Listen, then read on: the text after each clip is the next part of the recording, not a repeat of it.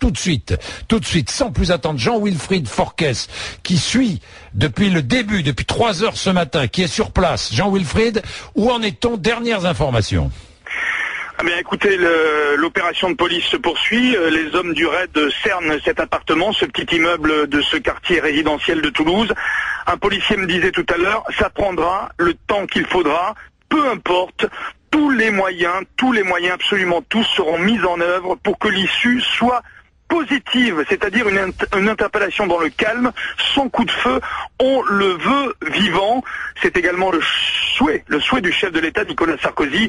Il ne l'avait pas caché lundi, ici même à Toulouse. Il doit rendre des comptes à la justice. Pour ce qui est du factuel, à l'instant, il y a 2 minutes à peine, Claude Guéant, qui dirige les opérations, le ministre de l'Intérieur, vient de quitter le périmètre. Il est passé juste devant moi, la mine fermée, le regard grave. C'est lui qui dirige toutes les opérations de police depuis ce matin. C'est lui qui a donné le top départ à partir de 3h05 pour permettre l'intervention des hommes du raid qui avaient localisé cet homme depuis plusieurs heures maintenant. L'homme interpellé, qu'est-ce qu'on sait?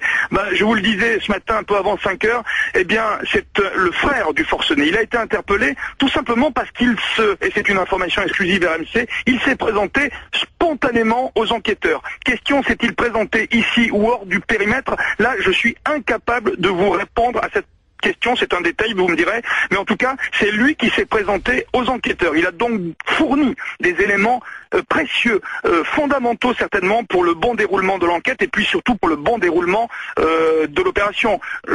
Sur le style, son frère, comment réagit-il sur le plan psychologique? Comment est-il? Est-ce que c'est un homme froid, déterminé?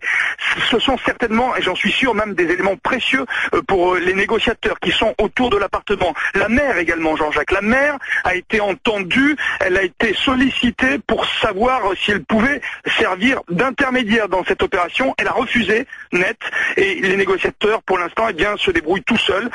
Il est devant la porte, il essaie de négocier donc avec cet homme, un homme très déterminé. Il y a eu des échanges de coups de feu vers 5h30. L'opération, à l'heure qu'il est donc, se poursuit. On en sait un peu plus sur cet homme. Il a 24 ans. Il est d'origine algérienne. Il se réclame donc d'Al-Qaïda.